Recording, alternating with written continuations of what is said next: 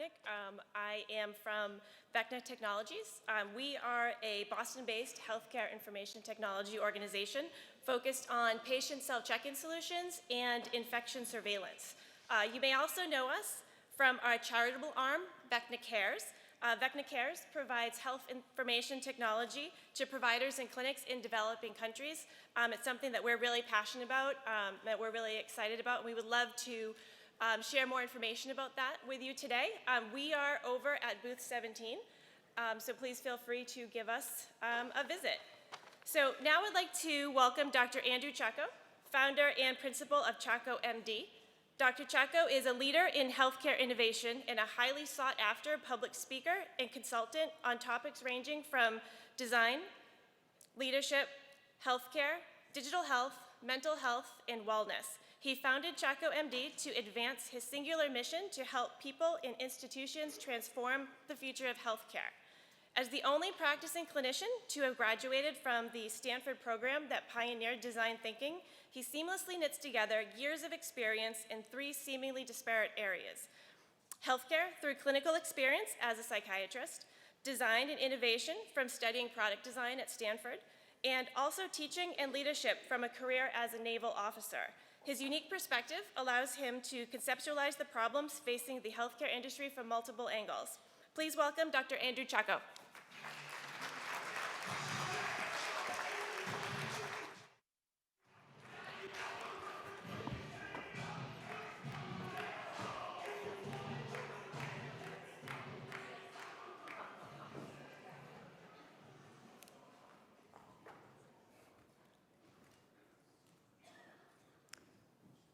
Please listen to the following options, as menu options might have changed.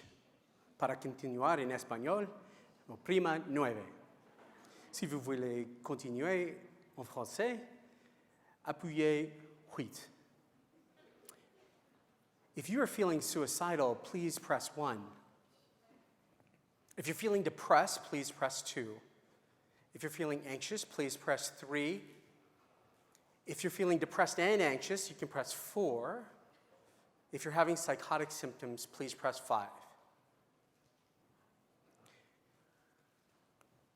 So I'd like you all to stand for a second. Yeah. I'll keep the Simon out of it. So for those of you that think that that's a wonderful future for where healthcare is headed, go ahead and sit down. I don't really have much for you. But for those of you that think we can do a lot better than that, hopefully we can start right now or start earlier. All right, so while I have you standing, I'm going to incur some wrath. How many of you are sitting next to people that you came with and you enjoy the company of and know, okay, I'm going to have you move right before lunch even, while I keep talking, because, and we'll get into why, so go ahead and grab a seat. Find people that you might not necessarily sit next to and might not necessarily go and meet. Go ahead. All right. So I'm going to talk, in the interest of time, I'm going to talk while this is going on, while you're doing that. This is me. We're going to do a few questions. Yeah, go ahead and move. I'm going to have you move again. So let's start with 3 questions. Who are you? Why are you here? And why am I here? So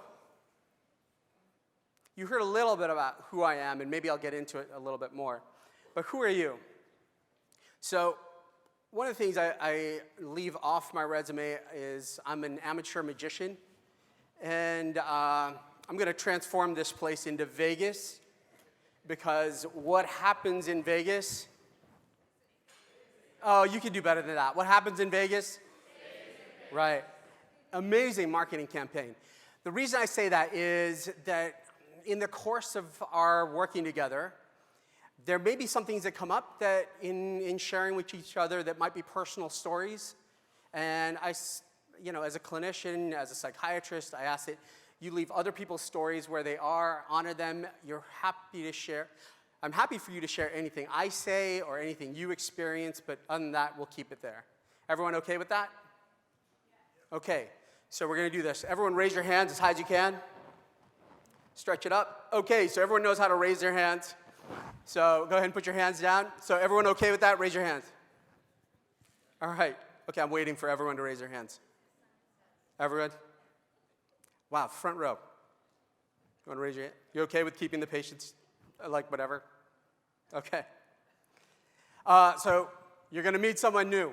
I used to ask this as a question. So find a partner, one that you don't know.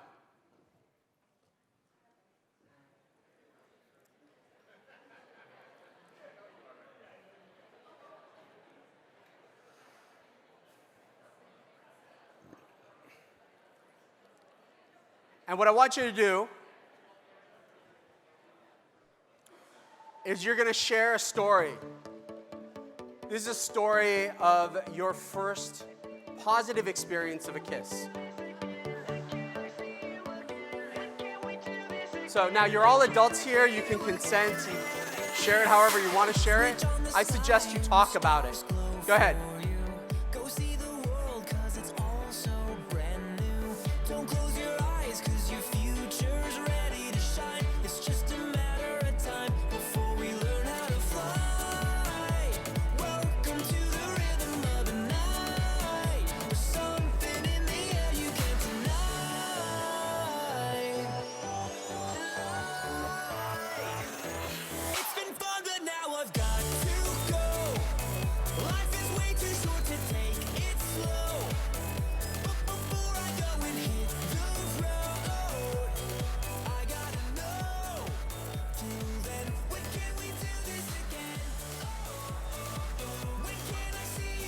Okay, if you haven't switched, switch, and we should start wrapping it up, just out of the interest of not keeping you from your lunch too long.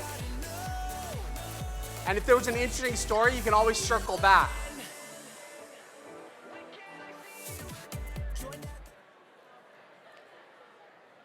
So, why are you here? What's the goal of being here? Let's start with why you go to any meeting or do a lot of these things in conferences. I'd say you're here to have fun. I'm going to put that in. Hopefully you're here to have fun. You're here to learn something, meet people, right? I mean, my ego's a little, it's a healthy size, but I don't think I'm the smartest person in the room, so I want to encourage, one of the reasons I have you mix it up is so that you can meet the other amazing, smart people that are here.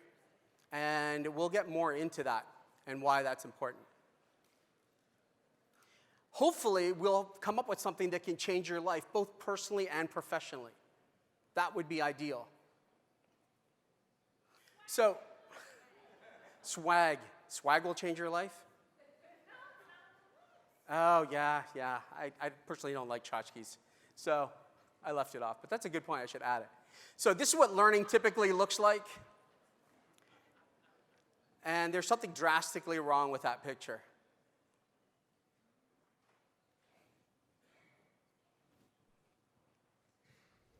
Hello everyone, I'm Courtney Plunk with Polytech. We're here on our home campus at Texas Tech to see just how much our fellow students know about their country. This is a Let's little find out if dated, we're but politically challenged. Still very relevant.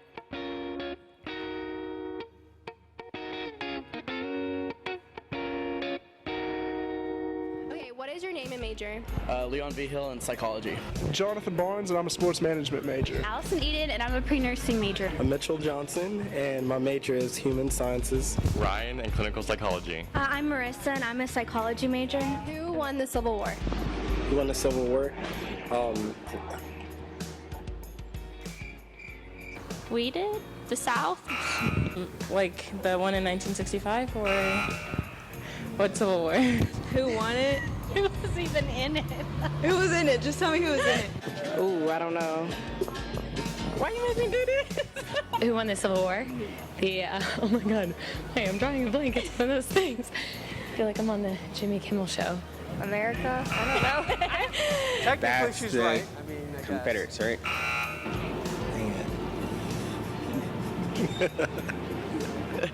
I have no clue. The Union. The North. Yes. Okay. Okay. So who is our vice president? Don't know. I have no idea. Of right now? I don't know. What's his name? Oh my gosh. I have his name I have his face in my head. Who is the vice president? Favorite answer? Is that like a trick question? Nope. Okay. I don't know. I have no idea. I have no idea. Don't know. Joe Biden. Yes. I don't know. You're not the only one. A lot of people don't know. No, but I still feel. Okay, who did we gain our independence from?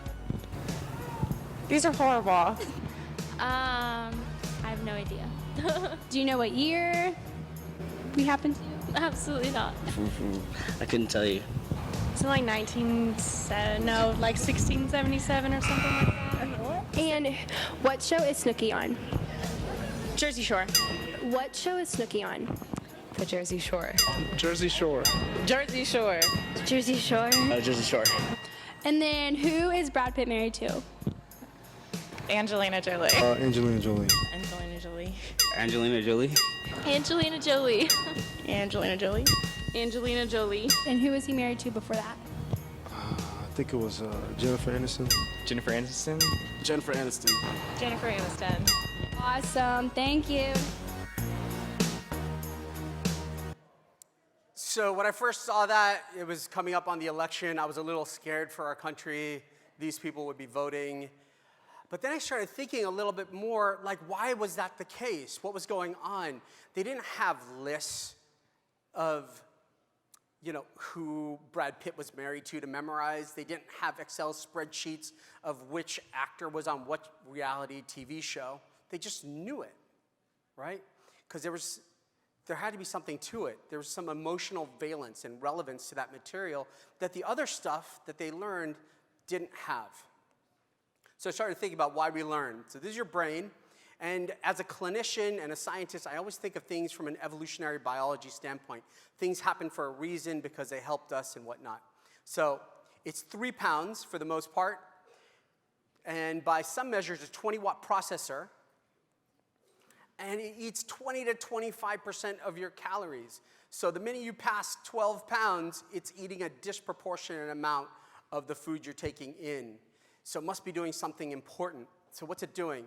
And if you believe this guy, Daniel Wolpert, which I do, that's why he's up here, your brain is there because you move. These rocks don't move. No nervous system. This tree, living things that don't move, don't have a nervous system either. Now, I'm not going to get into like a spiritual debate about whether they have feelings and other stuff. That's totally separate. They just don't have a nervous system and a brain as we understand it. This rock moves, has a brain. I think he has a brain. I'm a big fan. So here you are. These are the goals. Hopefully you started to have a little fun. Maybe you learned something. Maybe you met someone. We'll get on to the next. But I'm going to add another goal. I'd like to say we're here because we want to change healthcare. So why am I here? So I want to start, with your help, a healthcare revolution. I'm going to let that sink in. The way we're going isn't working. And there's some fundamental things that we can do differently. And I have 3 guiding principles that I operate under in which I think that vision comes to fruition. Health is personal. What I think about my health is very different than what you think about yours, and what you think about yours, and what you think about yours. What I want for my life is different. Therefore, the solutions for my health, even if we have the same diagnosis, may well be different. Now, healthcare delivery happens between, and we've heard this a lot, certainly this morning, between the patient and the provider. And the provider comes in many forms, not just solely the doctor, right? And this is the most important point. Healthcare is going to take a team, right? I want to take what they said in the last presentation, which was amazing, and I really loved it. I enjoyed it. I don't necessarily like following after that. Maybe we had something really deadly boring. in between. But I'm going to blow that up. It's beyond the patient and the provider, and it's going to take a whole team to provide that care. And why is that? So let's take a quick second to think about this. Which is your most important finger? We all learned that, right? The thumb, the opposable digit. You got index finger. Okay, so there's some. But if there's a most important finger, there's also a least important finger. What's your least important finger? If I was going to have to chop off a finger right now to save the planet, which finger would it be? Pinky, right? A lot of people say the pinky. Well, this is the interesting thing. If you lose, the thumb only works because it's an opposable digit, right? Apparently, your pinky provides 50% of your grip strength. So you lose your pinky, you lost 50% of your grip strength. But if you lose any of the other fingers, then what happens? You become hypersensitive. Your hand becomes hypersensitive, like hypersensitive to cold and to touch. And they don't function as well. The tendons become tethered, and there's nervous system damage. So your hand just won't work the same without any one finger. So the real answer to this question is there is no one important finger. They all need to work together to get the job done.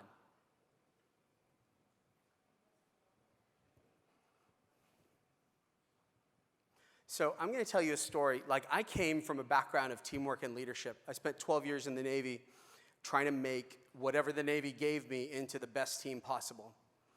And so with that background, I came into medicine. And I'm sitting there, and for a long time, I wanted to be an orthopedic surgeon. That was my goal. And, well, if I was going to practice clinically at all, like, I thought I was going to punch out of med school and go straight into innovation. But if I was going to practice, I was going to be an orthopedic surgeon. And I was following one of my favorite orthopedic surgeons around, great guy, really exceptional surgeon, and great with his patients. And he was in the middle of a surgery, or we were getting ready for a first surgery. And the nurse comes in, and she brings in the wrong tool. And I saw him transform into just kind of a hideous human being. And just started yelling. He said, "You're the stupidest human on earth. I can't believe you." And there were a number of, like, I was a sailor, so it's easy for me to repeat what he said, but I won't for your benefit. Like, it was insane. To the point where, and I mean, I'd been at the Naval Academy, and I'd been an officer in the Navy. I worked for captains that would throw hot cups of coffee across the bridge at people when they pissed them off. I've been professionally ass-chewed, and I was still embarrassed for what was going on. And I followed the nurse out, and I talked to her, and I said, "I am so sorry for what happened. That was really that was terrible." And she looked at me, and she said, "Oh, honey, that was nothing. I used to be in cardiothoracic surgery." And I thought, what are they doing to you in there? Good Lord. And then I kept following her into to greet the next patient. And the next patient, and she came up very sweetly, said, "Hi, hon, we're getting ready for your surgery. The surgeon had a good surgery, and we're cleaning the room, and we're prepping. Did anesthesia come by to see you yet?" And she was going on. And I thought, man, if I was that nurse, it would have been, the conversation would have gone like this. So has anesthesia come to talk to you yet? Okay, they have? All right, okay. So we're getting the room ready, and the surgeon just finished his surgery. Okay, we'll be right with you. Just hang tight. And I think that communicates a very different message, right? If you're anxious going into surgery and that's the front face coming in, then all of a sudden, you're like, okay, my anxiety level's gone up quite a bit. Some meta message about what's going on. Is there something that I need to know that I don't know? What's going on that I should know about? Now my blood pressure's up, my anxiety level is raised. I might bleed more when I'm cut. I might respond less well to medications and the anesthesia. So even in his own best interests to have a good outcome, it was important to understand that. So the question is, how do we get there? How do we get to that point? Is it systemic or is it personal? Was he just a jerk? And I would say he wasn't. Because there's too many stories like that to think that that was just that isolated incident. And so this is me. I have a number of events that kind of led me to some conclusions. This isn't me, actually, but when I was an intern, my attending came up to me and said, "You spent a lot of time talking to the nurses." And I worked at an Army hospital. Most of the nurses were guys, but this seemed to be the implication. And I thought, wow, that's really funny. You don't get it. That I've got 5 minutes at 6 in the morning to talk to my patient, and I'm going to rifle through a bunch of questions to get kind of, whatever's going on with them.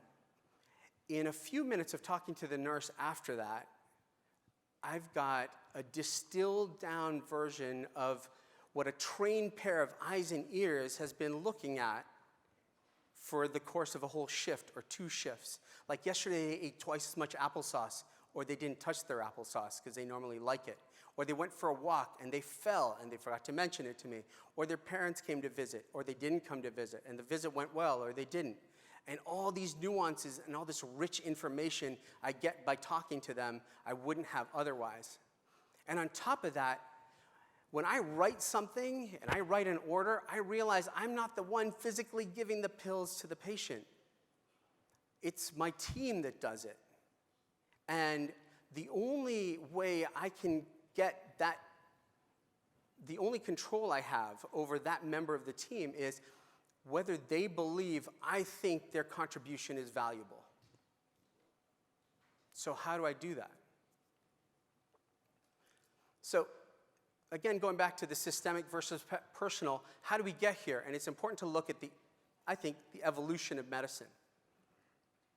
For a long time, this was kind of the doctor image. I mean, we weren't far removed from being a witch doctor. There wasn't a lot that we could do, and medicine was really tied to all kinds of archaic practices. So about the mid-1800s, we started to see a shift, and it was really one of the hallmarks of this was when Thomas Henry Huxley gave the groundbreaking speech when Johns Hopkins was being founded in 1876.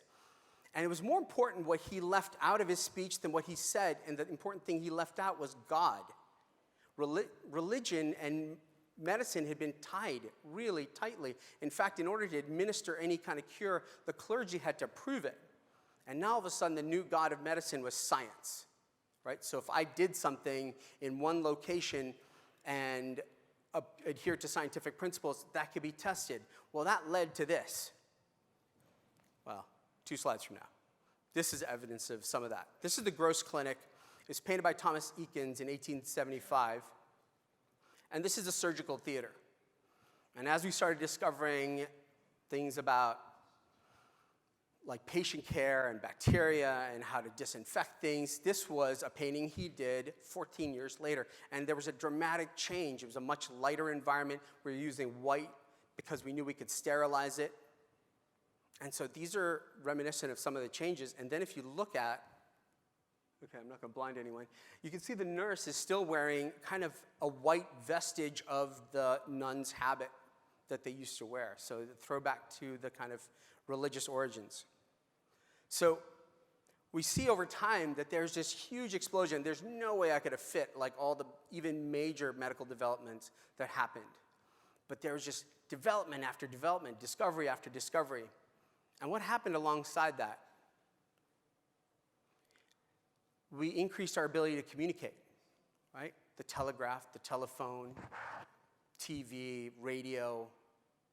We even increased our ability to travel long distances. So now, like if I was doing something in California, which is where I live, in San Francisco, not only could I share it with the world, and they could verify that it works for their unique populations or even build on it, but I could go and we could have meetings and do stuff like this. So what happened as a result? The amount of knowledge just exploded through the roof. And where did that knowledge fall? Where did that reside?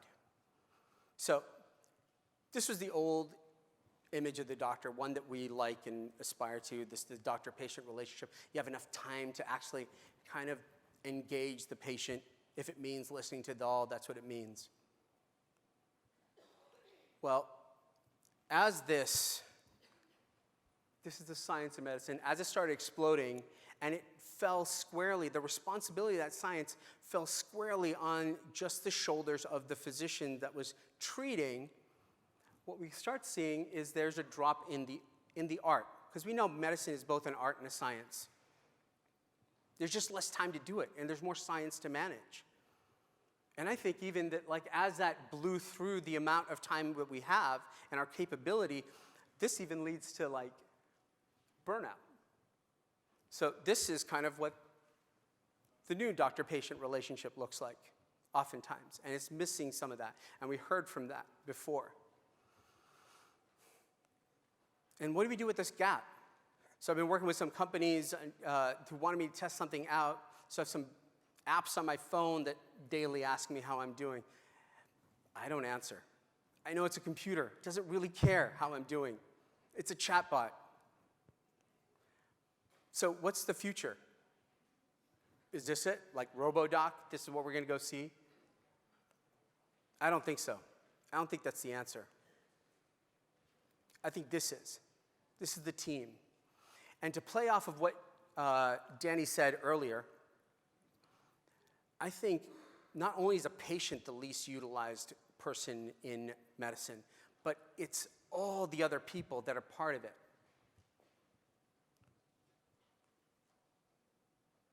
So you know where this is going. So pick a partner. Go ahead, pick a partner. I'm going to have you do this.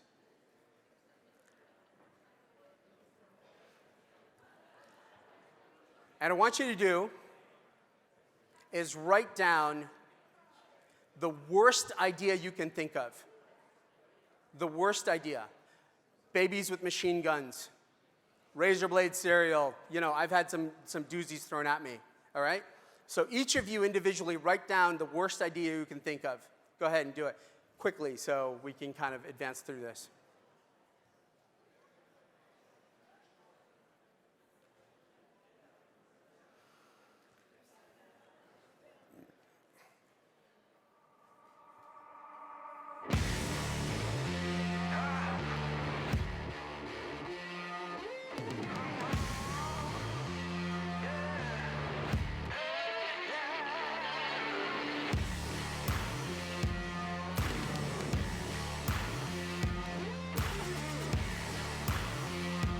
And when you're done, as soon as you're done, hand it, exchange the idea. Give it to your partner, and now the partner's job is to figure out in what possible planet, what condition needs to be right for this to be a good idea. Go ahead.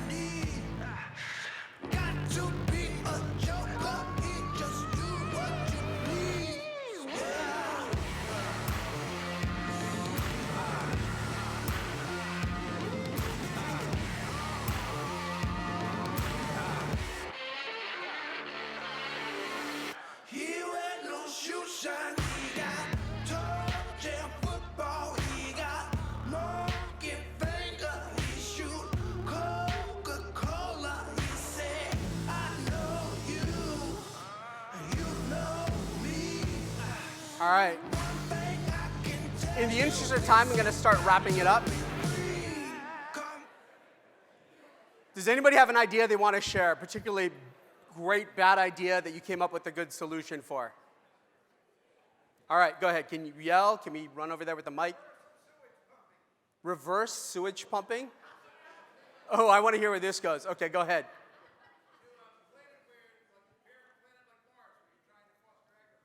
Oh, that's wonderful. Oh, there you go. Okay, that's great. So you're trying to fertilize things. Great. Anybody else? Anyone in the back? Oh, there, go. Arming teachers with machine guns. Okay.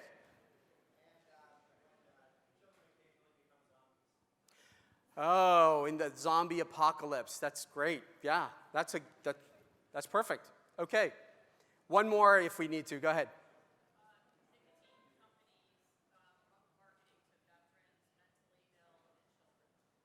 Nicotine companies marketing to veterans, mentally ill, and children. All right. Okay, what's the solution? Where was that a good idea? Okay, I'll throw it out to anyone. Anyone? Why would that be a good idea? Oh, okay. Yeah, oh, you want to volunteer your idea? Go ahead. I have an idea for you on that one. Re-election of our president. Oh my God, I got one like this before. It was actually much worse. Okay, when was that a good idea? So one of the things I had to deal with many of my patients, it got really depressed around the elections, after the elections.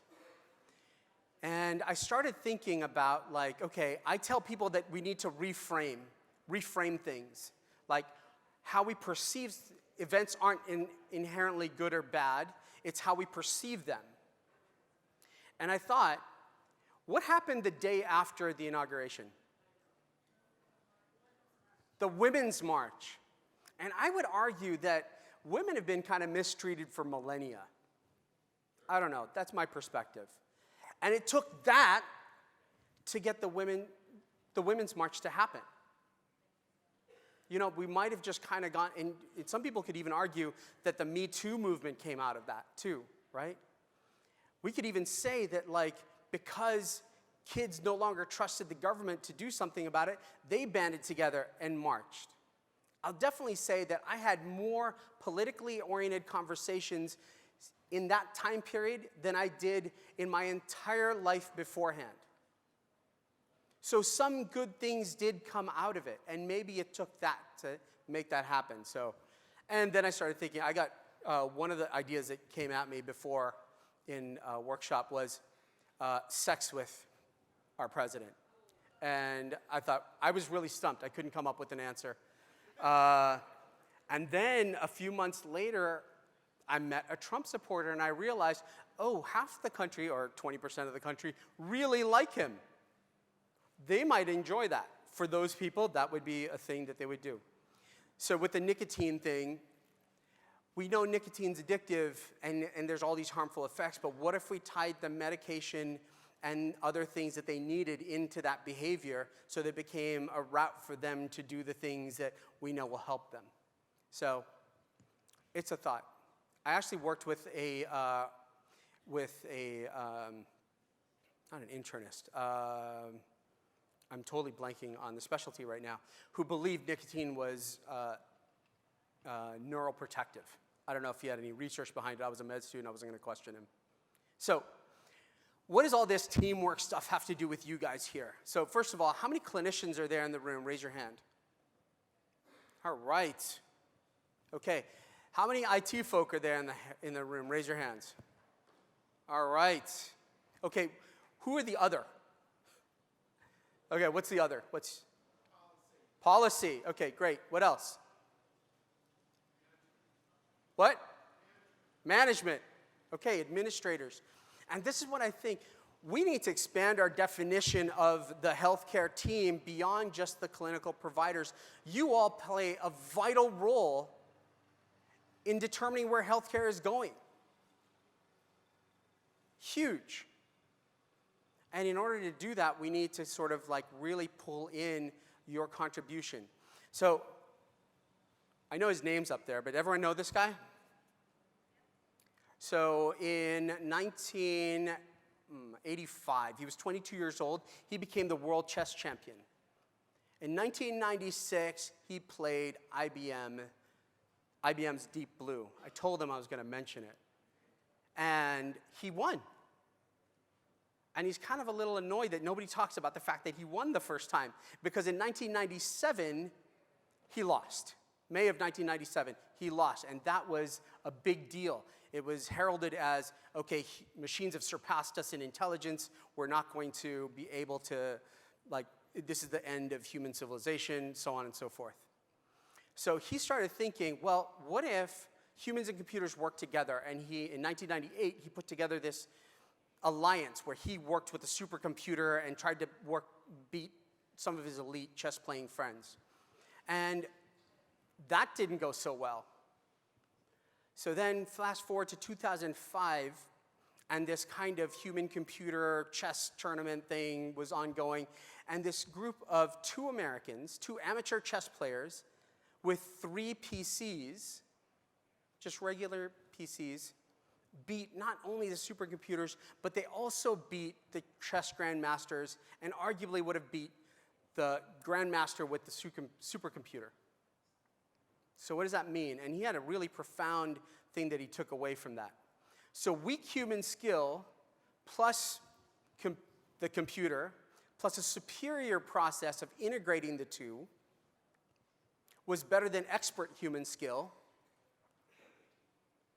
It was better than the supercomputer by itself. It was even better than expert human skill with the computer and an inferior process. And I would say that's kind of what we have going on in healthcare right now, right? I mean, we hear all the complaints about like how we interface with technology. I think it's because it's a really inferior process. So it's up to us to kind of come up with something better. And what would expert human skill with the computer, with a superior process look like? What would that enable us to do? Like, what's the doctor of the future look like? Right? I love this example. This was kind of a guiding point for me. I started writing a blog, and it was called Damn It, Jim, I'm a Doctor. And the idea is that, like, nothing got between him and Jim. Like, Jim could have contracted whatever he contracted, sleeping with whoever he did, and it was just bones and him, and the technology was on the side enabling that interaction, right? But he got to be present. So what does that look like? I'm going to argue that it hasn't been done yet. But that means that it's on us to do it. So not that long ago, I was thinking about cathedrals. And I studied about cathedrals when I was in elementary school. And for those of you who don't know, cathedrals would take about 125 years to build. And back then, the life expectancy wasn't 125 years. So the people that started building never saw it finished, and the people that finished didn't see the beginning. The people that even commissioned it and the architects didn't see it through to its fruition, right? But what happens when the whole community comes together to build something and make something? What are we doing now that takes the whole community coming together? Like the stonemasons and the stained glass people and the woodworkers and everybody in the community. Now, when we see high-rises go up, they go up in a year, and they're kind of an inconvenience. It's not something the community bands around. You think about the pyramids or the Great Wall. These were huge human endeavors. Now, people say that, oh, healthcare, it's just this huge problem. We can't solve it. I think we can. If we could build the pyramids and the Great Wall and everything else we built with that technology, we can certainly do that now. You're an integral part of this team. And it means that we need your voice. It's not just like there's this antagonism that happens in healthcare, which is really just amazingly unfortunate. I remember the first time I came into the clinical setting and I realized, oh, the internists don't like the surgeons. And they don't like the ER docs who are glorified triage nurses. And those guys don't like radiologists because they take too long and they cover their ass. I can't say that, can I? Anyway, and psychiatrists, I'm a psychiatrist, we dismiss ourselves. They're like, we need to call a real doctor. And I started saying, I don't know about you, but I went to a real medical school and I'm a real doctor. And that's just between physicians. But you go physician to nurse, it gets worse. So like this is an inherently non-cooperative thing. And I can't tell you how many times I talk to people and they have ideas about how to transform healthcare, and they lead with, I'm not a doctor, but. And this is the thing. I don't think it takes being a doctor to have a good point of view. And to go to, I believe it was your point, I think that puts an undue amount of responsibility and burden and shouldering all that weight on the physicians. Like, if we spread out that load and all kind of chip in and do our part, what kind of cathedral can we build? So,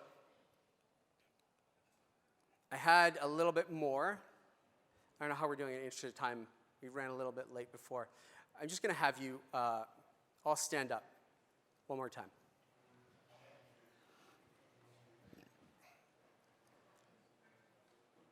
I want you to imagine in front of you a metal plank, okay? It's just sitting on the ground.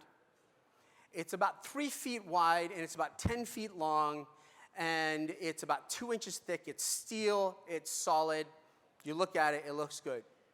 Now I want you to imagine walking back and forth across that plank about 10 times. Nothing special, just walking back and forth across it 10 times. Does anybody think they might have a hard time doing it that doesn't have like a physical disability? Just raise your hands if you think that might be difficult. Okay. Now I'm going to take that same plank. I'm going to attach it off the side of the Empire State Building. I'm going to get the world's best engineers to fix it so there's no way it's moving. I mean, we build rocket ships to go to the moon. We can put this plank on the side of the Empire State Building. I'm going to put a bubble around it that takes the wind out, so that's not a factor, and I'm somehow going to take the sway out of the building. Now, how many people, raise your hands, feel confident you can walk back and forth across it? All right. How many people, raise your hands, would not want to walk across it because that seems crazy? All right. There's a good majority in there, or a minority in there, that's kind of abstaining from a decision. But what changed? What changed? The risk, okay. The context? What else? I would argue the biggest thing that changed is fear. Right? What's the risk? You're worried about falling. Were you worried about falling when it was on the ground? No. You didn't think twice about it. I walked here. I didn't even think about it. Yesterday, I still wasn't thinking about walking, even though I was doing a keynote in Philadelphia, and I kept tripping over the cords. And despite the fact that I was running into problems walking, I still wasn't thinking about my walking. That's why I kept tripping. So this is something that we just take for granted. You can go ahead and sit down. So the message is the fear robs us of our very basic abilities, things we take for granted. And unfortunately, medicine is very fear-based. And it's just something to keep in mind. We're afraid to try something because it might upset somebody or it might upset the balance and whatnot. And I think we have to break some eggs to make some really good omelets, right? So look internally at yourself, like where's fear holding you back? Or where's fear holding your organization back? And where can we push some of those boundaries to come up with the healthcare that we want to have? And I'd say, like for a little while, just to scrap everything that you think you know that we do, what can be an incremental improvement, and imagine what you want, what healthcare delivery system you want for your kids or your kids' kids. And we have to drive towards that. And it's going to take all of us. So I heard once that everything that was built at least twice. First, in the imagination of the person or persons that conceived of it, and then in reality. In reality, probably it was built a number of times, but at least twice. So I'm going to skip past this so that we can go to lunch. I'm holding you from your lunch. So, well, you know what? I used to say, I leave it up to the audience. Do you want to do that exercise or you want to go to lunch? Yeah, that's what I figured. It's the best exercise you ever did. No, I'm just joking. Anyway, in summary of that, the idea was find a partner or find a group of 3 and finish this statement. And I say, why don't you do this while you're at lunch? Finish this statement. If you really knew me, you would know that blank. And it's not like I'm married, I have 3 kids. I don't. Or I got a bachelor's in biology. No, what's really you? The reason I had you share that story about your first kiss was because it's intimate, it's personal, and healthcare is just that. It's intimate and it's personal. And we have to get in that space of being able to understand that that's what it is. It's not ones and zeros and bits and bytes. It's really about the people involved. It's about you. It's about me. So thank you so much for your time. Thank you for letting me hold you back from lunch for a little bit. And I really appreciate being here. I want to leave you with one mission, and this is my personal agenda. Try to meet someone new. See, that's one of the benefits of being at a conference. Meet someone new, and then introduce one person to somebody else that you think they would benefit from knowing without any thought of what you might gain out of that introduction. And what would it be like if you knew you had a whole community of people that were just kind of had you in mind and thinking about like, oh, who could so-and-so benefit from meeting? All right. This is my info. I've got way too much information to share that, like, we don't have 20 hours or 50 years. So this is how you can get a hold of me. I want to extend this to the folks here. Feel free to reach out, and we'll have that discussion. I do a lot of teaching around design and innovation and consulting around design and innovation for the healthcare space. But, you know, it's really about the passion of creating that healthcare that we want. So thank you again.